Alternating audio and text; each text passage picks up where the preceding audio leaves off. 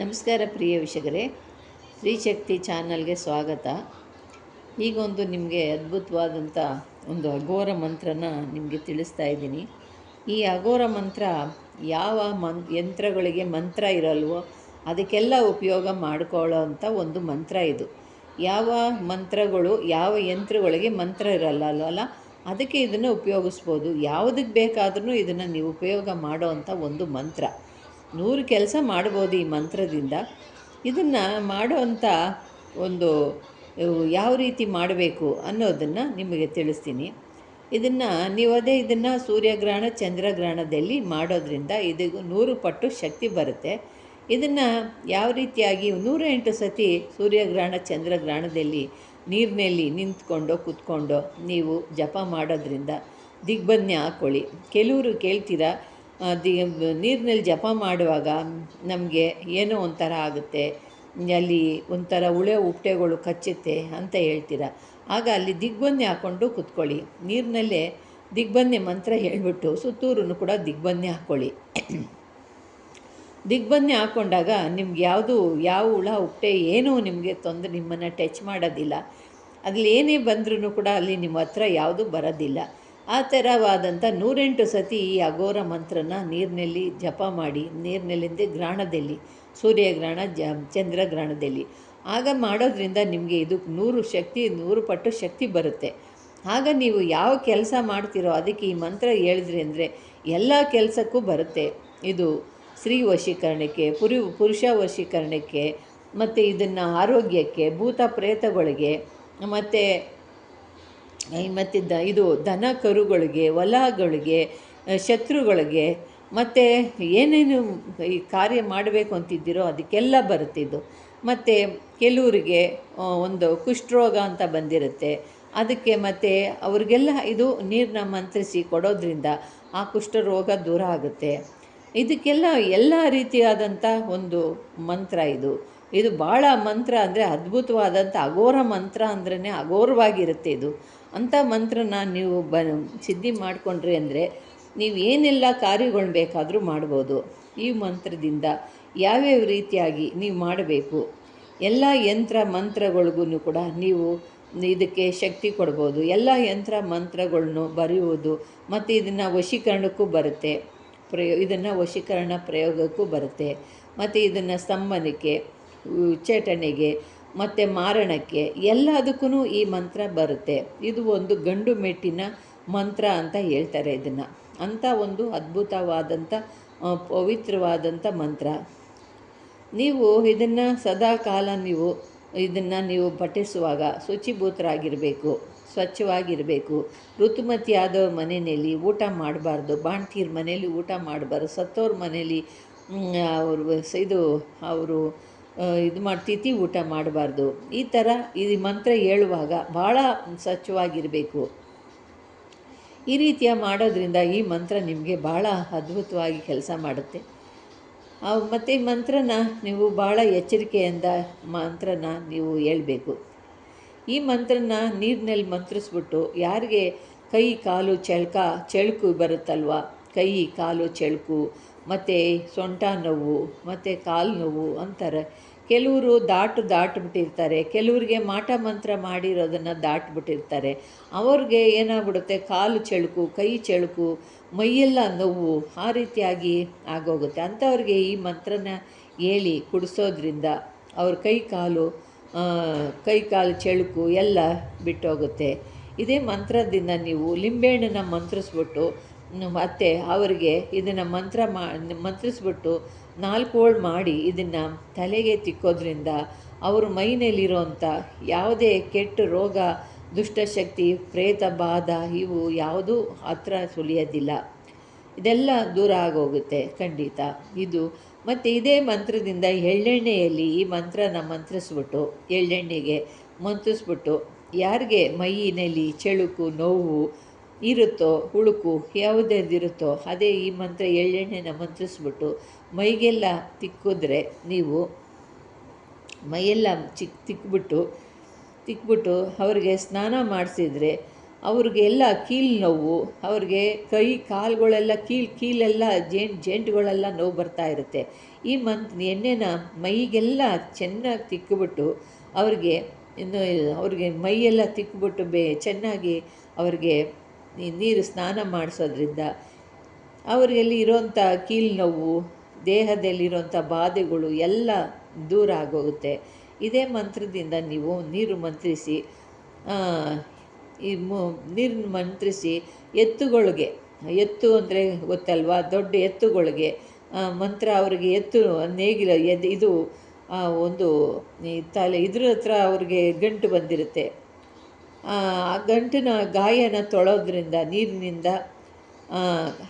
ಗಾಯನ ತೊಳೆಯೋದ್ರಿಂದ ಅದು ಗಾಯ ಕೂಡ ಅದು ಶುದ್ಧಿ ಆಗೋದು ಹೋಗುತ್ತೆ. ಆ ಗಾಯನು ಅದು ಹೆಗಲ ಮೇಲೆ ಹುಣ್ಣು ಒಂಥರ ಏನು ಇದು ಹಾಕಿರ್ತಾರಲ್ಲ ಮರನ ಯಾವಾಗೂ ಎತ್ತಿನ ಮೇಲೆ ಹಾಕಿ ಏನಾಗ್ಬಿಡುತ್ತೆ, ಕತ್ತಿನ ಮೇಲೆ ಹುಣ್ಣಾಗ್ಬಿಟ್ಟಿರುತ್ತೆ. ಆ ಹುಣ್ಣನ್ನ ಈ ಮಂತ್ರನ ಮಂತ್ರಿಸ್ಬಿಟ್ಟು ಆ ಗಾಯನ ತೊಳೆಯೋದ್ರಿಂದ ಆ ಹುಣ್ಣು ಕೂಡ ಅದು ಮಾಯವಾಗೋಗುತ್ತೆ.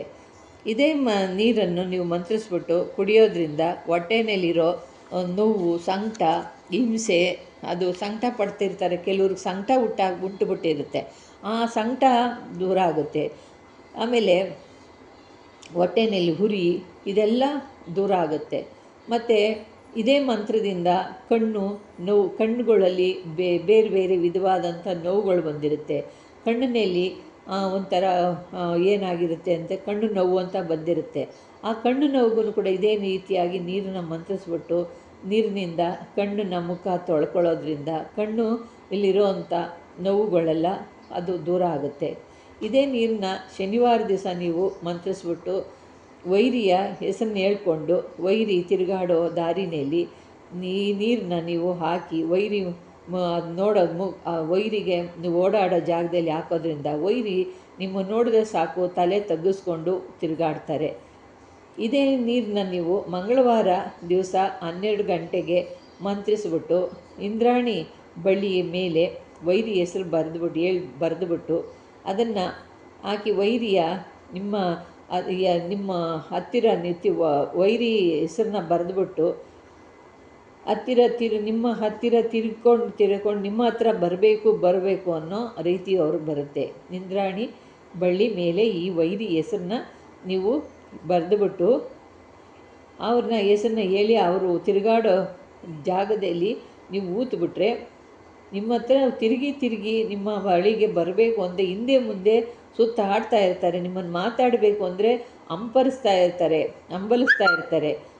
ಇದೇ ರೀತಿಯಾಗಿ ನೀರನ್ನ ನೀವು ಮಂತ್ರಿಸ್ಬಿಟ್ಟು ಸ್ವಲ್ಪ ಒಂದು ಹನಿ ಮಲ್ಲಿಗೆ ಎಣ್ಣೆ ಅವರು ಸ್ವಲ್ಪ ಇದೇ ನೀರನ್ನ ಮಂತ್ರಿಸ್ಬಿಟ್ಟು ಒಂದು ಹನಿ ಮಲ್ಲಿಗೆ ಎಣ್ಣೆ ಅಂತ ಬರುತ್ತೆ. ಆ ಮಲ್ಲಿಗೆ ಎಣ್ಣೆಯಲ್ಲಿ ಒಂದೇ ಒಂದು ಗಂಧೆಣ್ಣೆ ಸೇರಿಸ್ಬಿಟ್ಟು ಅದನ್ನು ಮಂತ್ರಿಸ್ಬಿಟ್ಟು ಗಂಡ ಹೆಂಡತಿ ಯಾರ್ಯಾರು ದೂರ ಆಗಿರ್ತಾರೋ, ಗಂಡ ಮೇಲೆ ಇಷ್ಟ ಇಲ್ಲದವರು, ಹೆಂಡತಿ ಮೇಲೆ ಇಷ್ಟ ಇಲ್ದಿರೋರಿಗೆ ನೀವೇನು ಮಾಡ್ತೀರಾ, ಒಂದೇ ಒಂದು ಹನಿ ಈ ನೀರಿನಲ್ಲಿ ಒಂದು ಹನಿ ಹಾಕ್ಸ್ಬಿಟ್ಟು ಆ ಗಂಡನಿಗೆ ಕುಡಿಸೋದ್ರಿಂದ ಇಲ್ಲ ಗಂಡನಲ್ಲ ಹೆಂಡ್ತಿಗೆ ಕುಡಿಸೋದ್ರಿಂದ ಅವರಿಬ್ಬರು ಕೂಡ ಒಂದಾಗಿ ಬಾಳ್ತಾರೆ. ಯಾರಿಗೆ ಗಂಡ ಯಾರಿಗೆ ಬೇಡ ಆಗಿರ್ತಾರೋ, ಹೆಂಡತಿ ಯಾರಿಗೆ ಬೇಡ ಆಗಿರ್ತಾರೋ, ಯಾರ್ಯಾರು ಅವರಲ್ಲಿ ವಿರೋಧ ಉಂಟಾಗಿರ್ತೋ ಅವ್ರು ಇದೇ ಮಂತ್ರನ ನೀವು ಹೇಳ್ಕೊಂಡು ನೀರನ್ನ ಕುಡಿಸೋದ್ರಿಂದ ಹೆಂಡತಿ ಗಂಡ ಚೆನ್ನಾಗಿ ಹೊಂದ್ಕೊಂಡು ಹೋಗ್ತಾರೆ. ಮತ್ತು ದನಗಳು ನೀರು ಕುಡಿಯೋದೇ ತುಂಬ ಮಂಕಾಗಿ ಹುಷಾರಿರಲ್ವಲ್ಲ, ನೀರು ಕುಡಿಯೋದು ಬಿಟ್ಬಿಟ್ಟಿರ್ತವೆ, ಮೇಯೋದು ಬಿಟ್ಬಿಟ್ಟಿರುತ್ತೆ.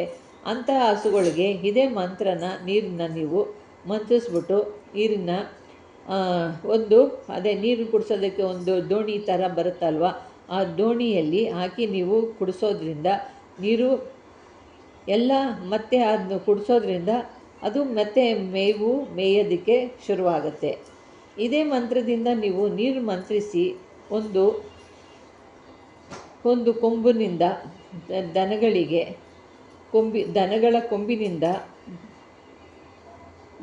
ಬಾಲದ ಕಡೆ ನೀವು ಬಾಲದ ಕಡೆ ಮಾಡಿದ ನೀರು ಮಂತ್ರಿಸಿ ಅದು ಕೊಂಬಿನಿಂದ ನೀವು ಏನು ಮಾಡಬೇಕು ಅಂದರೆ ನೀವು ಇದೇ ನೀರನ್ನ ನೀವು ಮಂತ್ರಿಸ್ಬಿಟ್ಟು ಒಂದು ಹಸುವಿನ ಕೊಂಬು ಇರುತ್ತಲ್ವ, ದನಗಳ ಕೊಂಬು, ಆ ಕೊಂಬಿನಲ್ಲಿ ನೀವು ಇದೇ ಕೊಂಬಿನಿಂದ ಬಾಲದವರೆಗೂ, ಅದು ಕೊಂಬಿನಿಂದ ಬಾಲದವರೆಗೂ ಕೂಡ ಆ ನೀರನ್ನ ಹಾಕೋದ್ರಿಂದ ಆ ಹಸುಗೆ ಏನೇ ತೊಂದರೆ ಇದ್ರೂ ಅದೆಲ್ಲ ದೂರ ಆಗೋಗುತ್ತೆ.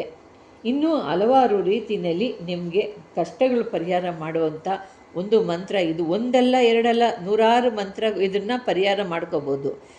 ಎಲ್ಲ ಹಸುಗಳಿಂದ ಹಿಡ್ದು ಪ್ರಾಣಿ ಪಕ್ಷಿಗಳಿಂದ ಹಿಡ್ದು ಆಮೇಲೆ ಜನಗಳಿಂದ ಹಿಡ್ದು, ಮತ್ತು ಇದೇ ಮಂತ್ರದಿಂದ ನೀವು 11 ಸಲ ಮಂತ್ರಿಸ್ಬಿಟ್ಟು ಯಾರಿಗೆ ದೆವ್ವ ಹಿಡ್ಕೊಂಡಿರುತ್ತೋ ಅವರಿಗೆ ಚುಮ್ಕಿಸಿದ್ರೆ ಸಾಕು, ದೆವ್ವ ಬಿಟ್ಟು ಓಡೋಗುತ್ತೆ. ಆಮೇಲೆ ಇದೇ ರೀತಿಯಾಗಿ ಇನ್ನೂ ಹಲವಾರು ರೀತಿ ಇದ್ದಾವೆ. ಹೇಳಬೇಕು ಅಂದರೆ ಇದನ್ನು 1 2 ಸಾಕಾಗಲ್ಲ, ಇನ್ನೂ ತುಂಬ ದೊಡ್ಡ ವಿಡಿಯೋ ಆಗಿಬಿಡುತ್ತೆ. ಅದರಿಂದ ಇಷ್ಟು ಇದೆ. ಇದಕ್ಕೆ ಇನ್ನೂ ಹೇಳಬೇಕು ಅಂದರೆ 2 ವಿಡಿಯೋ ಮಾಡ್ಬೋದು. ಒಂದು ಮಂತ್ರದಿಂದ ನಾನು ನಿಮಗೆ ತಿಳಿಸ್ಬೇಕು ಅಂದರೆ ಇದ್ರ ಮಂತ್ರದಿಂದ ಭಾಳ ಅಪರೂಪವಾದಂಥ ಕಾರ್ಯಗಳನ್ನು ಮಾಡ್ಬೋದು. ಇದರಿಂದ ಒಂದು ಮಂತ್ರ ಇಟ್ಕೊಂಡು ಎಷ್ಟೋ ಕಾರ್ಯಗಳು ಮಾಡಿ ಒಳ್ಳೆ ಪಂಡಿತರಾಗ್ಬೋದು. ಅಂಥ ಒಂದು ಅದ್ಭುತವಾದಂಥ ಅಘೋರ ಮಂತ್ರ. ಈ ಅಘೋರ ಮಂತ್ರನ ಮಾಡೋದ್ರಿಂದ ಭೂತ ಪ್ರೇತ ದುಷ್ಟಶಕ್ತಿಗಳು, ಮಾಟ ಮಂತ್ರಗಳು, ಮನೆಯಲ್ಲಿರೋ ಭಾನುಮತಿಗಳು, ಮನೆಯಲ್ಲಿ ಯಾವುದನ್ನ ದುಷ್ಟಶಕ್ತಿ ಸೇರಿದೆ ಅಂದಾಗ ಈ ಮಂತ್ರನ ನೀವು ಹೇಳ್ಬಿಟ್ಟು ನೀರು ಮಂತ್ರಿಸ್ಬಿಟ್ಟು ಮನೆಗೆಲ್ಲ ಸಿಹಿಪಡಿಸಿದ್ರೆ ಅಂದರೆ ಎಂಥ ದುಷ್ಟಶಕ್ತಿಗಳು ಮನೇಲಿ ಬರೋದಿಲ್ಲ. ಮನೆಯಲ್ಲೇ ಆಗಲಿ, ಮನುಷ್ಯರಿಗೆ ಆಗಲಿ, ಯಾವುದೇ ಆಗಲಿ ಮನೆಯಲ್ಲಿ ಇದೇ ರೀತಿ ಸಾಸಿವೆಗಳನ್ನ ಮಂತ್ರಿಸ್ಬಿಟ್ಟು ಮನೆಗೆಲ್ಲ ಸ್ವಲ್ಪ ಹಾಕ್ತಾಯಿದ್ರೆ ಮೂಲೆಗೂ ಕೂಡ ಯಾವ ದುಷ್ಟಶಕ್ತಿಗಳು ಒಳಗೆ ಪ್ರವೇಶ ಮಾಡಲ್ಲ. ಇದೇ ರೀತಿ ಇನ್ನೂ ಹಲವಾರು ಕಾರ್ಯ ಮಾಡ್ಬೋದು ಪ್ರಿಯ ವೀಕ್ಷಕರೇ. ಇದು ಒಂದಲ್ಲ ಎರಡಲ್ಲ, ಹಲವಾರು ನೂರಾರು ತಂತ್ರಗಳು ಮಾಡ್ಬೋದು. ಈ ತಂತ್ರಗಳು ಮಾಡಿಕೊಂಡು ನಿಮ್ಮ ಕಾರ್ಯಗಳನ್ನ ನೀವು ಮಾಡ್ಕೊಳ್ಳಿ, ನಿಮ್ಮ ಕಷ್ಟಗಳು ನೀವು ಪರಿಹಾರ ಮಾಡ್ಕೊಳ್ಳಿ, ನಿಮ್ಮ ಇಷ್ಟಾರ್ಥಗಳು ನೆರವೇರಿಸ್ಕೊಳ್ಳಿ ಪ್ರಿಯ ವೀಕ್ಷಕರೇ. ನಿಮ್ಗೆ ಇಷ್ಟವಾದರೆ ಲೈಕ್ ಮಾಡಿ, ಶೇರ್ ಮಾಡಿ, ಸಬ್ಸ್ಕ್ರೈಬ್ ಮಾಡಿ. ನಮಸ್ಕಾರ.